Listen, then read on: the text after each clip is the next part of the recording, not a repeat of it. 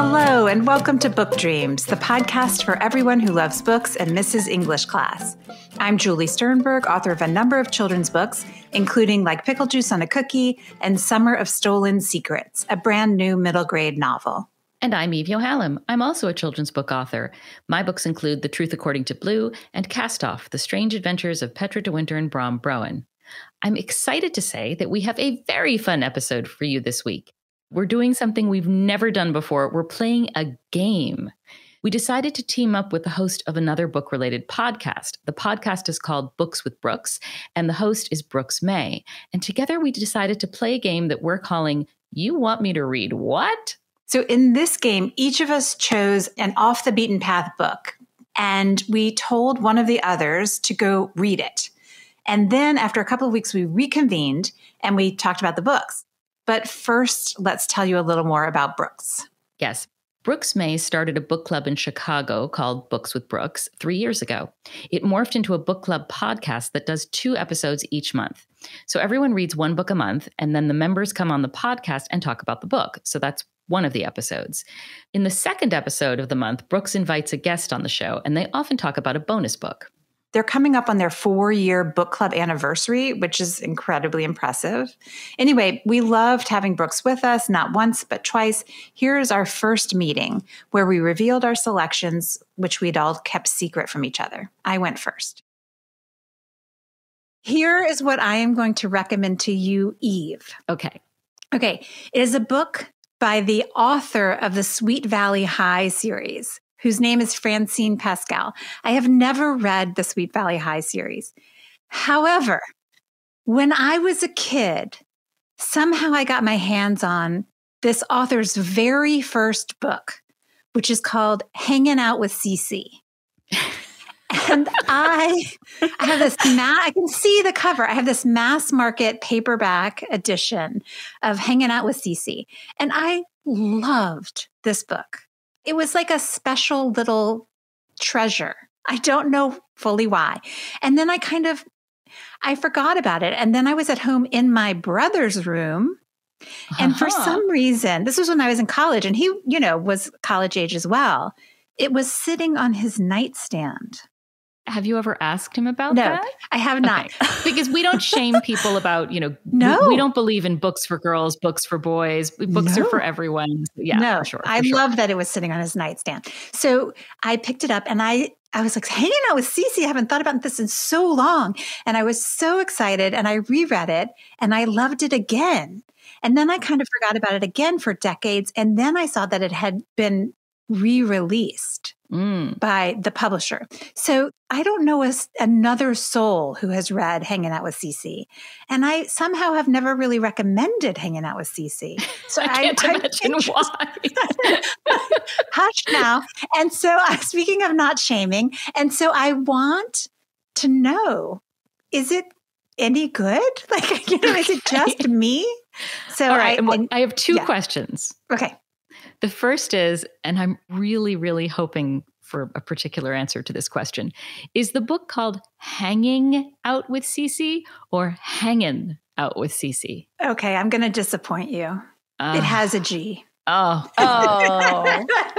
Or 2 G's, I should say. Yeah, it's Hanging Out with Cece. But who can say that? It's Hanging Out with Cece. It's totally Hanging Out with Cece. And then the other thing is, I have an image in my mind of the original cover. And is it an illustrated cover or is it a photograph cover? Because if it's a photograph, I'm picturing that kind of 70s kind of blurred out, like the cards with the kittens on them, that kind of, is it that? In my mind, hold on, I'm looking this up to see if I can find the old version. I'm picturing like a Nancy Drew illustration. That's what I'm picturing. No, it's one of those ones that it's mostly white, but then it has a circle kind of centered, maybe a little top centered. Mm-hmm. And that circle has a colorized photo. Yes. Colorized. Yes. I'm also picturing feathered hair and stripes. Yeah, I believe her hair was feathered. Of course it was. I have a question. Yes. Is this book, is it young adult or what age group is it? I believe that she's about 14. So it's young teen. Okay. I cannot wait. Thank you. All right, Eve, your turn. Okay. Before I tell you the title, Brooks, I just need to ask you, how are you with things like gore and cannibalism? Oh, into it. Oh, thank God. Okay. I read The Donner Party, a book about the Donner Party, and then I wouldn't stop talking about it for like 2 years, and everyone thought it was very weird, but I really like all the details. Okay, then we may have a winner here. So the book I want to suggest for you is a debut novel. It actually just came out recently, came out in December, by Chelsea G. Summers, and it's called A Certain Hunger. Have you heard of it? I have not. Tell me more. Yeah. Okay. Well, Chelsea G. Summers' elevator pitch for this book is Eat, Pray, Love meets American Psycho. Ooh, okay. And I have to confess, I have actually not read this book, so I'm going to be reading it along with you. Yay! But it came highly recommended to me by my son, who is an adult. He's 23, and he just loved it. And oddly, he's a vegetarian, but he said this book made him want to eat meat. Oh my gosh. Human meat? Well, that's the thing I'm really curious about. I'll read you the description because I can't summarize it myself because I haven't read it. Food critic Dorothy Daniels loves what she does. Discerning, meticulous, and very, very smart, Dorothy's clear mastery of the culinary arts make it likely that she could, on any given night, whip up a more inspired dish than any of the chefs she writes about. Dorothy loves sex as much as she loves food, frequently traveling from Manhattan to Italy for a taste of both. Okay, so we've already got New York and Italy and food and sex. And then here's where it gets interesting.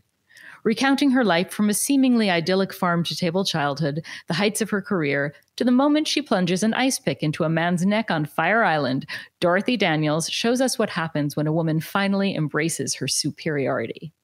Yes. I have to say, hanging out with Cece is seeming very tame.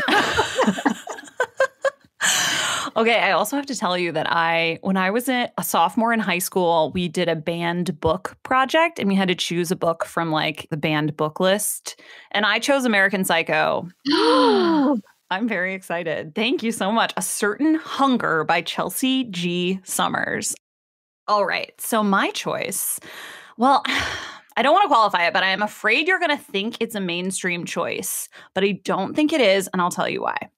So it's actually a collection of short stories. Oh, and I'm giving this to you. Yeah. So pay attention. Okay. Okay. It's a collection of short stories by Ted Chiang. So the reason I picked this book up is because one of the stories in it inspired the movie Arrival.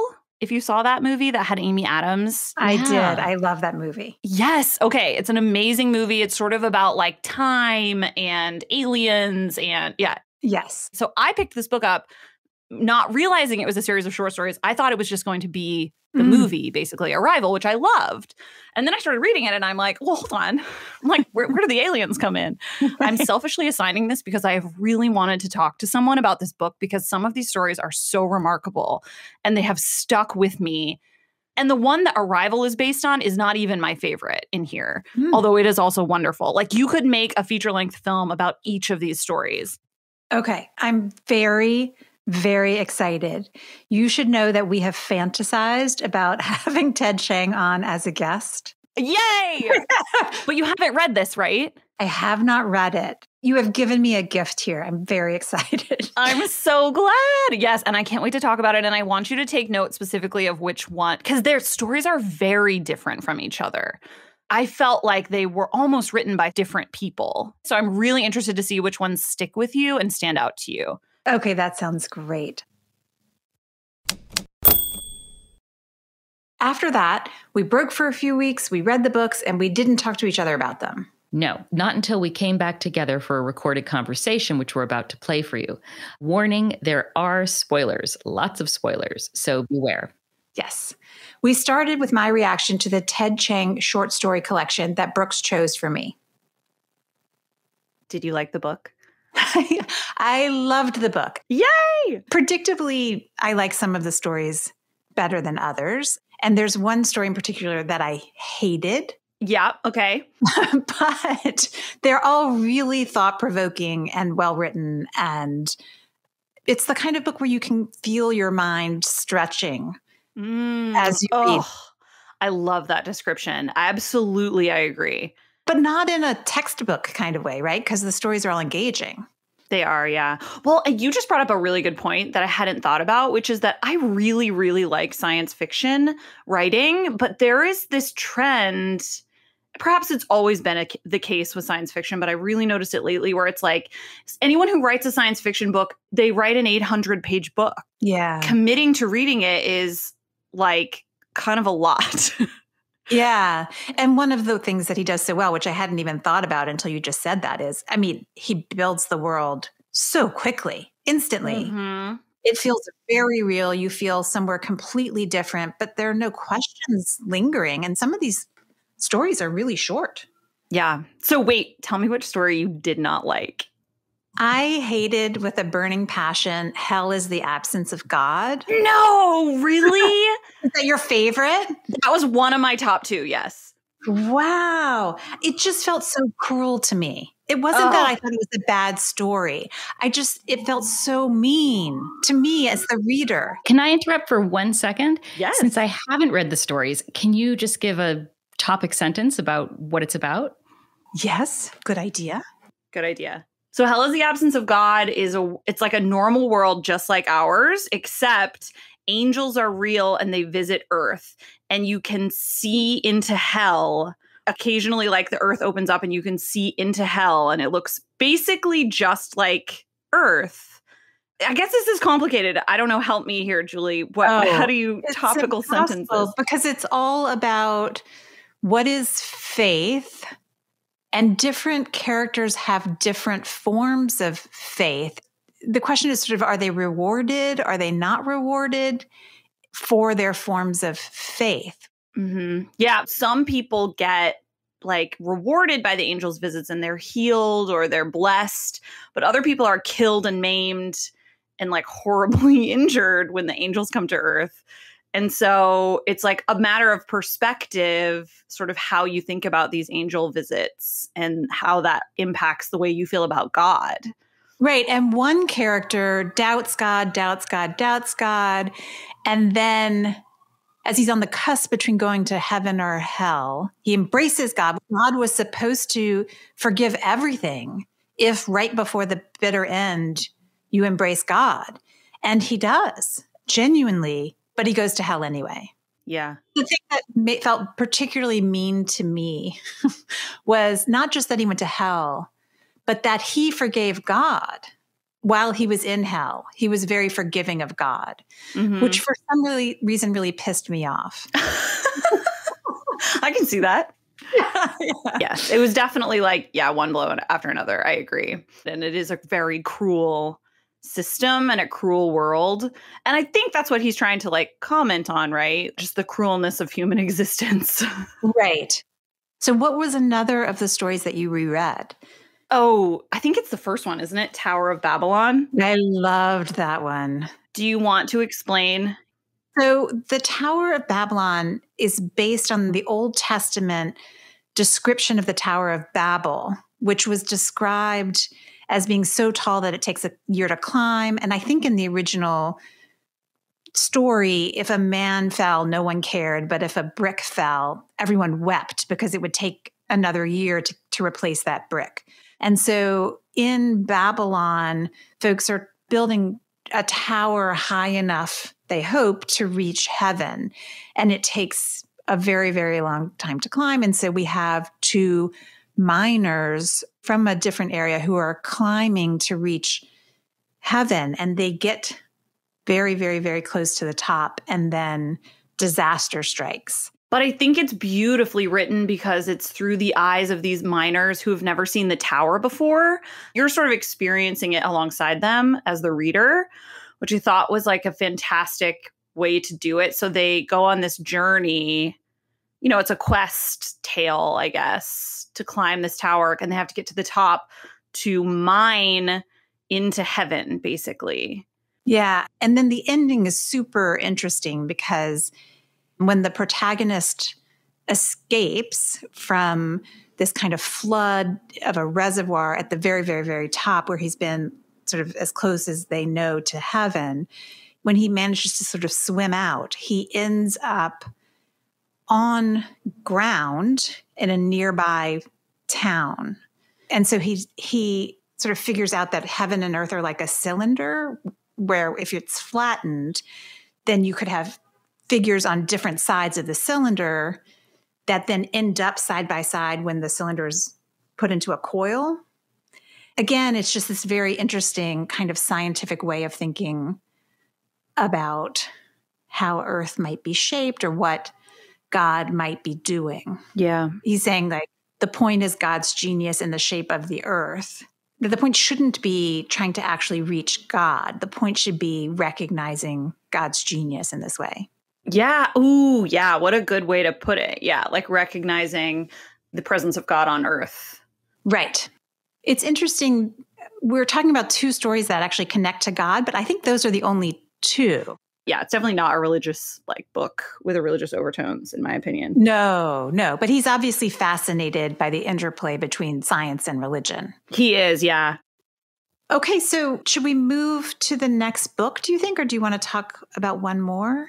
No, I think we're good. I mean, unless you do. I'm so glad you liked it, or like most of it, because I felt the same way. And I think this book is totally worth picking up. 100%. I was very happy just listening to the two of you.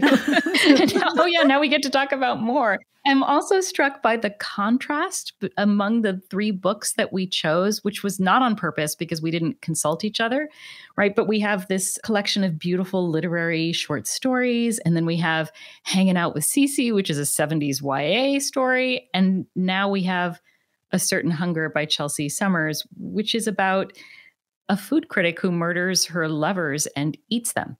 Oh, So there's a lot to compare there. There sure is. Yeah. I don't think I realized that A Certain Hunger is about a food critic who murders her lovers and eats them. I know that when you, I didn't. That old trope. Right. I mean, I know when you presented this selection to Brookes, you mentioned cannibalism, but it felt more abstract. I didn't quite understand what was happening. Well, I didn't understand either because I hadn't read the book. And now that I have, I really think the jacket copy misses the mark. It makes it seem like the book is kind of a comic romp with lots of sex and gore. And yes, all of that is superficially true, but it's so much more than that. This is one of the smartest, most conversation-provoking books I've read in a long time. Chelsea Summers is a fantastic observer of the human condition. I cannot tell you how many times I read something and thought, yeah, totally, that's right, but I've never articulated that before. She's also a really masterful storyteller. This book is worth reading just for the craft alone. Think about this. She gives away the ending in the first chapter. Dorothy is a psychopathic serial killer telling her story from jail, where she will spend the rest of her life, no question of escape or parole. So the suspense is all about this kind of slow and steady build of who this intriguing character is and why she does what she does. And as off-putting as Dorothy is, she is a joy to spend time with. I mean, seriously, what a writer. Well, it sounds amazing, but just judging from the topic alone, I mean, it's a risky recommendation. I know you asked Brookes whether she was okay with cannibalism and gore, but you still must have worried. You were both reading it for the first time. And as you were reading it, did you have a question mark in your mind about whether she'd like it, even given how much you obviously were loving it? Oh, yes, absolutely. I had a flashing neon question mark in my mind. Right. Well, I loved finding out her reaction. Here's what she said when you asked about it. Oh, I loved it. Oh, yay, me too. I loved it. So okay, glad. good. Yeah, I thought it was remarkable. I mean, it is disturbing. It is disturbing. Yeah. And there were sections where I was like, whew, okay, like I might need a break. But overall, I mean, it's amazing writing. It's fantastic. Incredible character development. Yeah. Yeah, I loved it.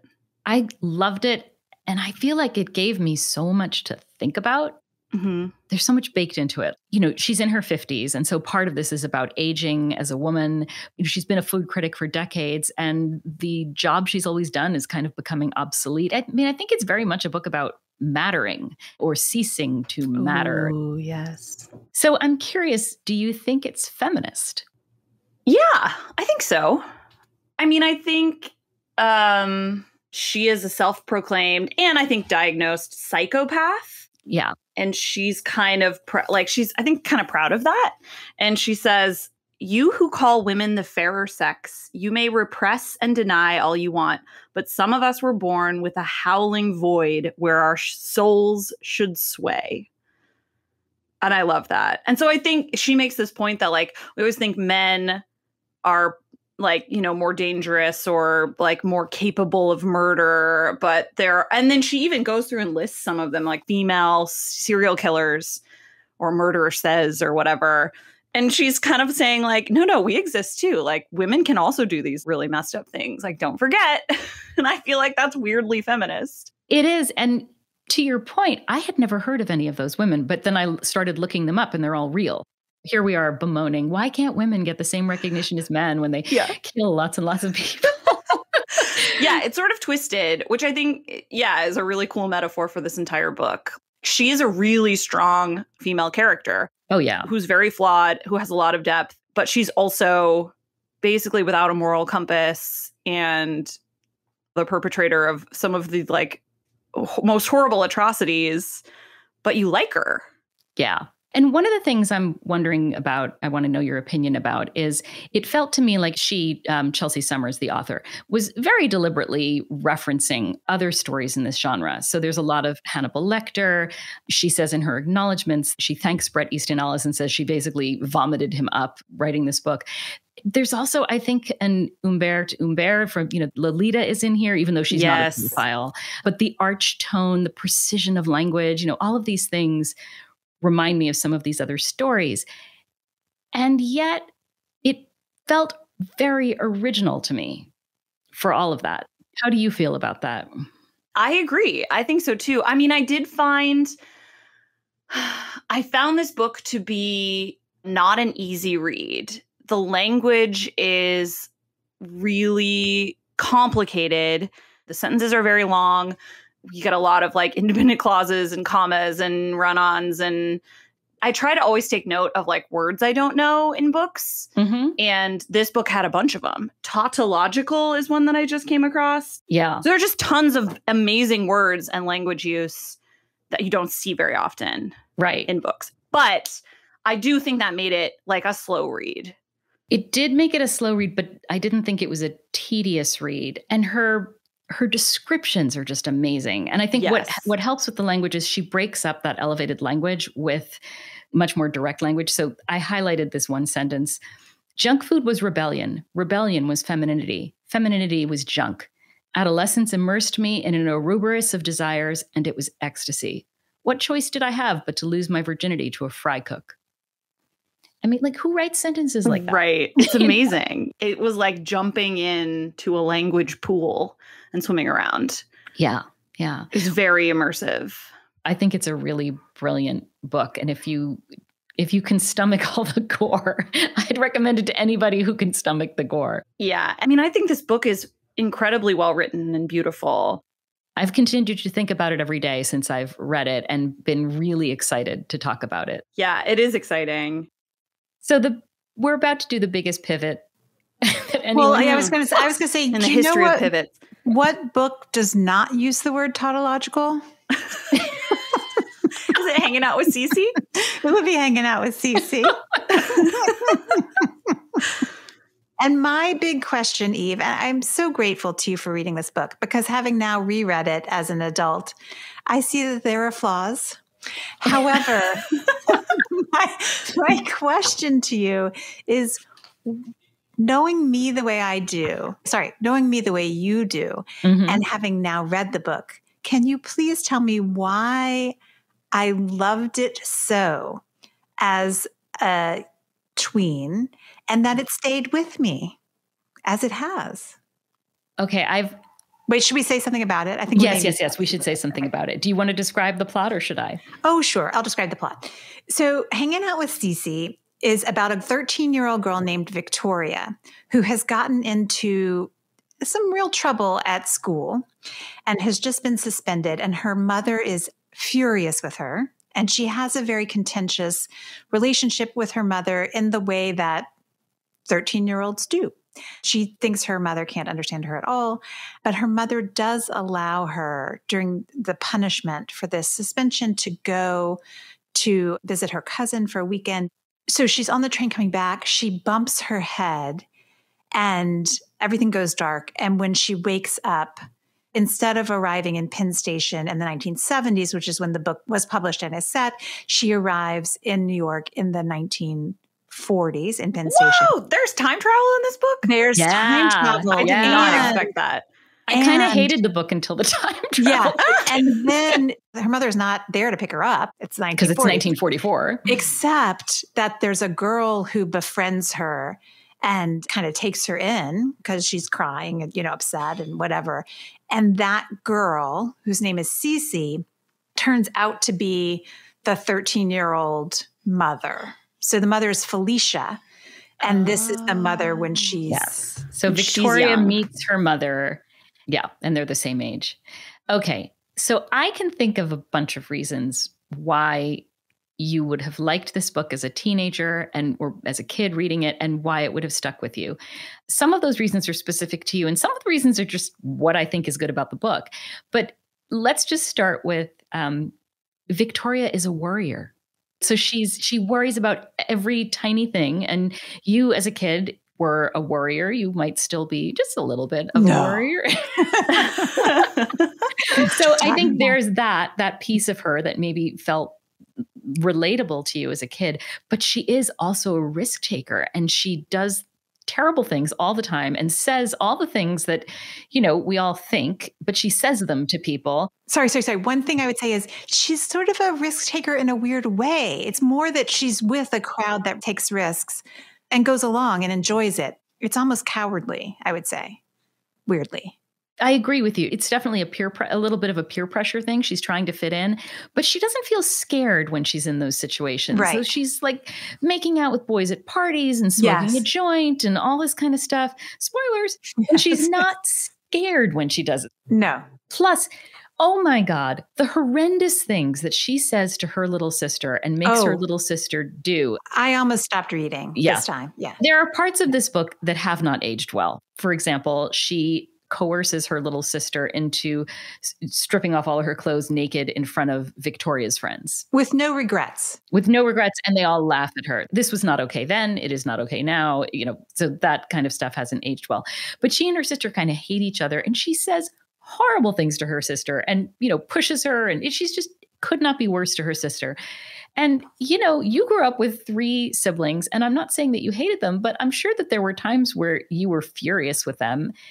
But I doubt that you treated them the way Victoria treats your sister. I read my way through all of that. My sister and my brother fought, but I didn't.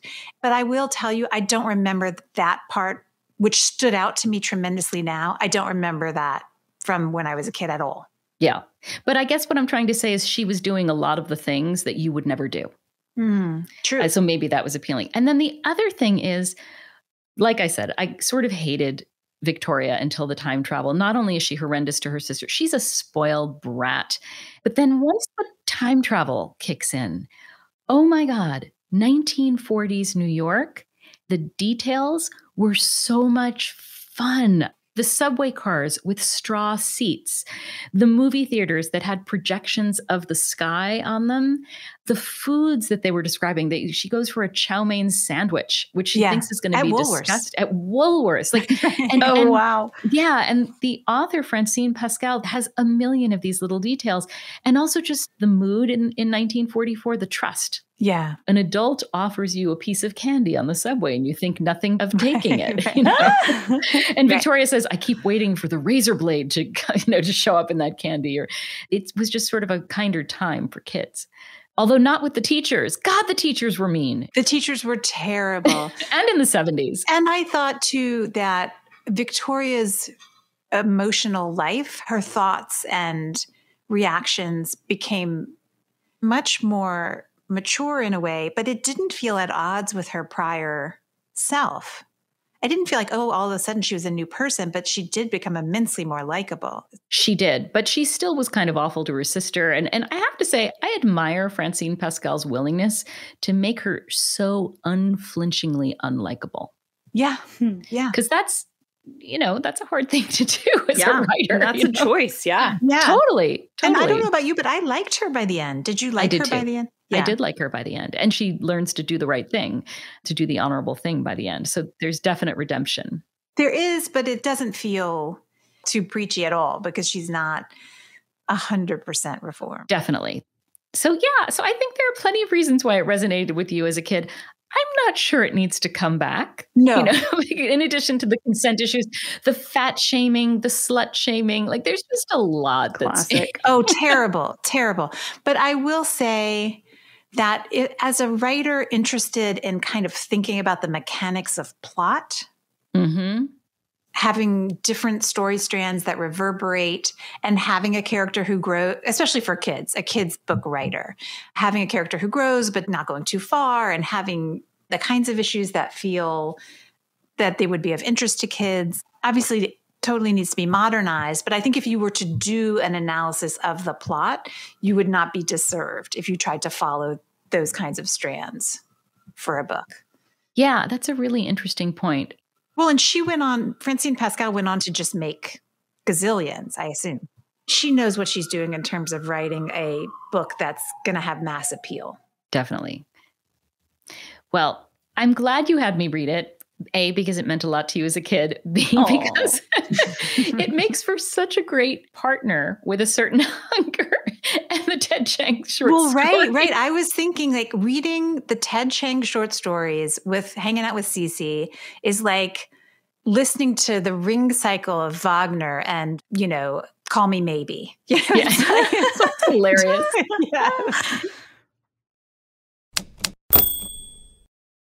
Okay, we can legitimately mock hanging out with Cece, but I do have one more thing I want to say about it. I don't know what to say. It keeps provoking thoughts for me. I cannot let it go. Well, don't let it go. Don't let it go. Let it out, Julie. That's why we're here. Anyway, yes. Okay, don't let it go. Let it out. Here we go. So when Victoria is back in time with her mom at age 13, so her mom at that point is called Cece, that's her nickname. It turns out Cece is facing very similar issues as the one that Victoria is facing at age 13. Cece is rebellious. She has lots of tension in her relationship with her mom, who's actually Victoria's beloved grandmother. She's gotten in trouble herself at school, just like Victoria did. So you can see the past and the future talking to each other. Time isn't linear. It sort of loops back over itself, which is very reminiscent of one of the themes in the Ted Chiang story that's the basis of the movie Arrival. Okay, granted, Ted Chiang says that story. I'm with you so far. Okay. Yeah, okay, granted, that story was inspired by principles of variational physics. I don't think Francine Pascal has ever said that hanging out with Cece was inspired by principles of physics, but still, I'm standing by the similarity. So, hanging out with Cece, come for the tween drama, stay for the STEM. Yeah, exactly. I love that connection. Only you would make that connection. I don't know what to tell you. It's really something I'm pondering. Anyway, that is it for this episode of the Book Dreams podcast. Thank you so much for listening. Please subscribe if you haven't already. And if you like the podcast and think someone else would too, please rate and review us on Apple Podcasts or your favorite podcast player. Be sure to let us know if there's a book-related topic you've wondered about, and we'll try looking into it in a future episode. You can reach us for that reason or any other at contact@bookdreamspodcast.com. We're also on Twitter at BookDreamsPod and on Instagram at BookDreamsPodcast. You can find Books with Brookes on Twitter at BooksWithBrookes and on Instagram at BooksWithBrookes. Many thanks to our producer, Gianfranco Lentini, and to our theme music composer, Maya Polsky. You can find Eve at eveyohalem.com and me at juliesternberg.com. And check out the podcast website, www.bookdreamspodcast.com. Until next time, happy book dreaming.